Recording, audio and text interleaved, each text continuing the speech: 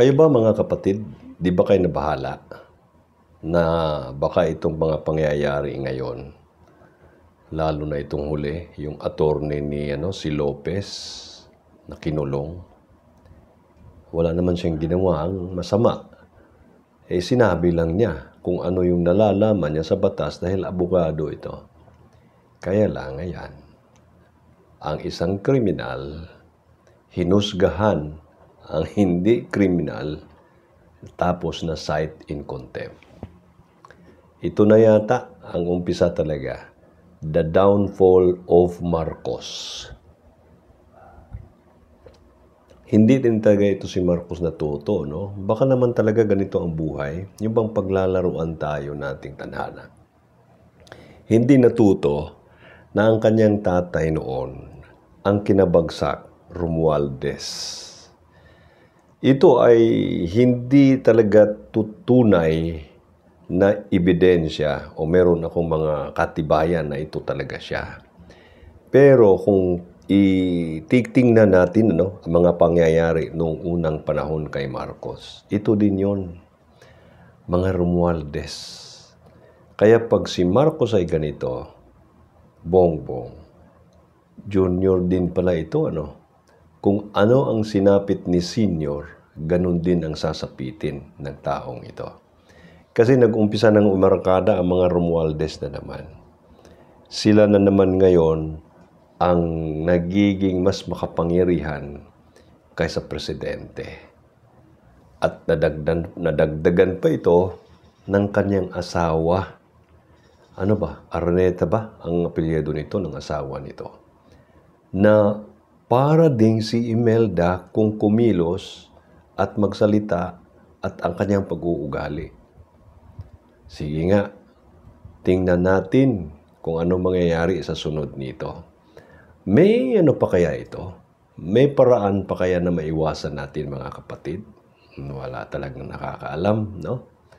Kasi kung titingnan natin ang ating kalagayan ngayon, ito ay ang nandyan sa Kongreso. Itong Kongreso pala, mas masahol ito kaysa Senado. Ngayon ko lang nakita Ang Kongreso, which is composed of representatives sa mga probinsya, sa mga distrito, sila ang mas masahol sa bagay. Marami kasi ito.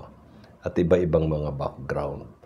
Kaya ngayon, kung makita natin, nanood naman siguro ina-assume ko, mga kapatid na kayo sumusubaybay din. Itong mga nag-subscribe at saka mga nadaan sa aking channel dito, maraming salamat sa inyong lahat, lalo sa inyong mga nag-subscribe.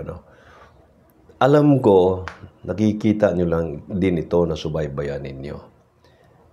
Ako, itong huli, nung pinanood ko itong kalagayan na sinapit ni Atty. Lopez, naramdaman ko na ako'y hinihila sa isang panig ng spectrum ng politika na baka ako'y mapunta sa mga Duterte. At ako'y magiging critical at ako'y magagalit nitong mga Marcos.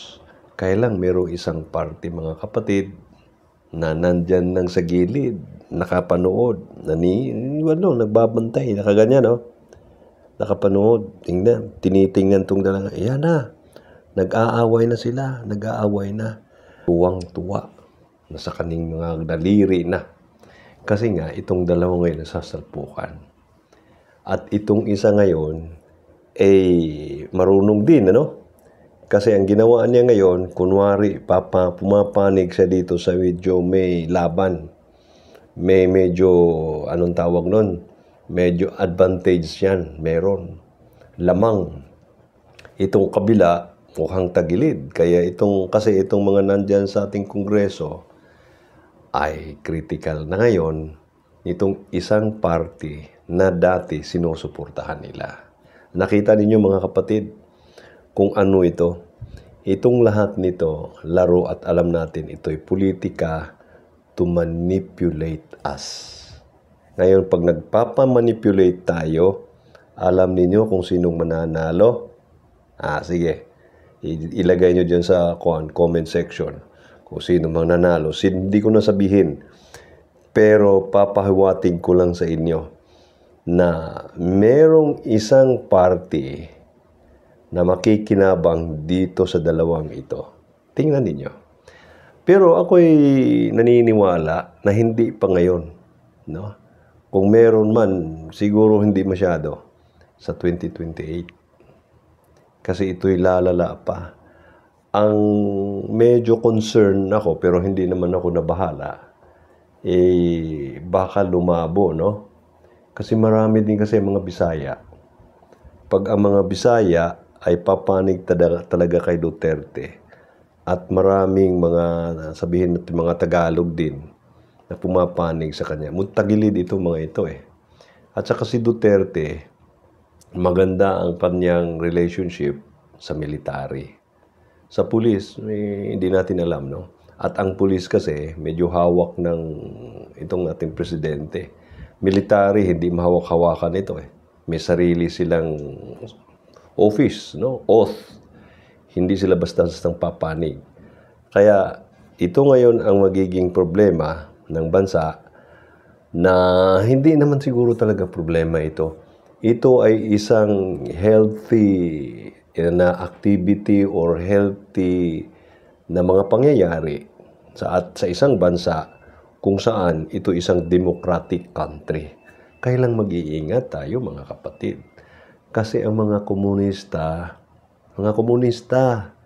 nakapasok na sa simbahan, eskwelahan, sa ating kongreso, sa Senado, may mangilan-ngilan na, sa ating mga opisina ng gobyerno. Nakapasok na sila, mga kapatid. Itong tinatawag nilang subversion, pati nga sa ating media, sa mga TV station, social media, pati na nga sa ating mga pelikula, sa entertainment industry. Pumasok na sila, mga kapatid. At siguro, hindi naman tayo magkakagulo. Medyo magkandahirap lang tayo at talagang mapag-iwanan tayo. Pero naman siguro, tayo'y maleksyon din. Kung tayo'y magkakamali ngayon, malileksyon pa rin tayo. At isang araw, ayaw na rin nating maniwala sa mga taong ito. Hindi pa naman huli ang lahat, pero kung pabayaan natin ito, sa bagay, wala naman tayong magawa Tayong mga may edad, enjoy na lang natin ang ating mga buhay, mga kapatid. Itong mga kabataan, makinig na lang muna kayo sa aming mga may mga edad kung meron kaming ibabahagi dito sa social media.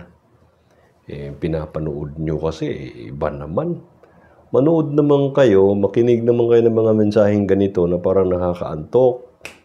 Kasi dito kayo makakuha ng mga wisdom na proven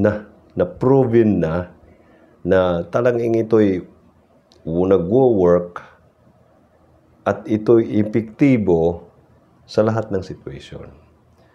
Ako sa aking paglaki, ang aking pinangahawak ang mga principles, mga practical at merong biblical, at meron ding iba na hindi biblical, pero itong lahat ay nakatulong sa akin. Kaya, hindi man ako talagang umakyat at umangat ng mataas na mataas, pero ang laki ko ng agwat kaysa kalagayan ng aking ama. Ang aking ama, hindi naman siya mahirap din. Kaya lang marami siyang opportunities na sinayang. At ito rin ang mangyari sa inyo ngayon kung hindi kayo mag-aaral at hindi niyo titingnan ang yung bukas, kung paano niyo ito marating. Mahirap ang kinabukasan, mga kabataan, mahirap. Sa amin nga mga may edad, medyo may kahirapan na rin, pero at least maghihintay na lang kami ni Lord. Kung kailan yun, Pero sa inyo, ang dami niyo pang bubunuin. Marami pa kayong babaktasin. Tama ba yung word na yun? Babaktasin. O kaya lalanguin. Tatawirin. Ang dami pa. Paano nyo ito paano nyo ito paano kayo magiging successful o kahit sabihin na natin malapit kayo doon sa gusto nyong marating. Paano kaya yan? Mahirap na. Kasi hindi kagaya sa aming unang panahon. Ang aming panahon noon ang pinaka-the best.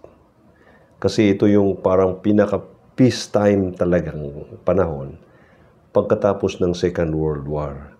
Kasi First, Second World War, at saka yung mga nakaraan pang mga taon, mga sinauna pa, puro kaguluhan yon. Pero yung time namin, doon nag-umpisa ang Industrial Revolution, yung mga human rights na mga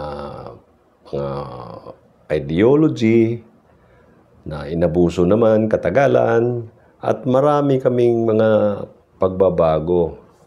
Kaya lang napagbintangan kami daw ang dahilan. Kami yung mga matatanda na napulyot namin ang mundo. Pero, pagsisihan pa ba natin yon? Napulyot daw namin kasi kaming gumawa ng mga ganitong klaseng mga produkto ngayon, kagaya nitong ginagamit ko. Kami raw may pakanaan nito eh. Pero, gumagamit naman kayo. Naalala ko nga dito merong isang hearing sa US na isang estudyante. Ang gusto niya, alisin na talaga ang mga plastic daw. Kasi masama daw ito sa environment, no? Alisin na lahat ng plastic. Pero, nung pinamukha sa kanya, na yung kanyang tubig, mineral water sa kanyang harap, nakapatong sa lamesa, plastic yon. Ang yang salamin, made of plastic. Ang kanyang damit, ang kanyang underwear pang iba, merong mga bahid ng plastic, sapatos niya may plastic. Lahat na lang yata ng gamit niya, yung ngipin lang yata niya, baka plastic din yon. Nagulat siya, hindi niya maintindihan ngayon anong isagot niya. Hindi niya tuloy malaman kung ano ang kanyang isagot. Kaya yan. Pag tayo kasi ay punalan ng puna sa labas at hindi natin tinignan natin mga sarili, which is talagang ganun ang nangyari sa atin. Kahit ako ganun eh. Nung isang araw lang, meron akong pinuna na tauhan ko. Then after a while, na-realize ko, bumalik ako sa dati kong ugali ah. Kasi pinuna ako, pero hindi ko nakita ang sarili. Pero at least, sa edad kong ito ngayon, meron na akong level of awareness na pag nangyari yan, in split seconds lang, alam ko na ako ay bumabalik na naman doon. Kaya itong ating kalagayan ngayon, mga kapatid, nangangailangan ito ng higher level of awareness. Kasi hindi natin talaga alam si Sara Duterte, si Digong, sila ba talaga ay tunay? Itong mga itong mga Marcos, Romualdez at iba dyan sa ating House of Representatives, sila ba talaga ay ganyan? O itong isang grupo na magaling take advantage, no, sa situation. Magaling itong sumakay. At pag ito'y nagtagumpay, yari, no? Patay. Yung kanilang sinakyan ay kanila ding lilipulin pagkatapos nito. Kaya ingat, no? Mga kapatid, ingat kayo, ingat. Marami dyan sa ating kongreso na mga komunista. Marami sa ating kongreso, pastor. Pero, ayaw ko nang sabihin, ito ang dahilan kung bakit ako ay umalis sa relihiyong Christianity. Pero, follower pa rin ako ni Kristo. Bakit? Wala na, mga kapatid. Pero hindi ko sinasabi na umalis kayo. Diyan pa rin kayo. Magmasid lang. Sa totoo lang, pag ako'y namimiss ko yung simbahan, pumupunta rin ako sa simbahang Katoliko. At least doon, walang walang mga ipokrito na para bang pagka ikay may tinitingnan ka, Para bang talagang makasalanan ka at sasabihin sa iyo, ikaw ba'y tumanggap na ng ating Panginoong Kristo? Dahil tayo'y makasalanan. Ganun na yung mga mensahe niyan eh. Sa Katoliko, wala yan. So masama lang din yung iba, lalo na itong mga babae.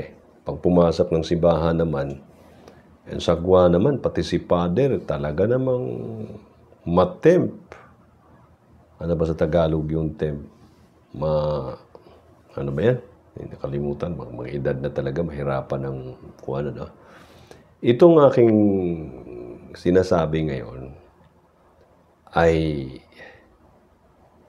isang paraan, sinubukan ko, ano, kung ito ba'y may makikinig ba nito? Kasi iniisip ko talaga, hindi sa ma-monetize tayo mga kapatid, ano?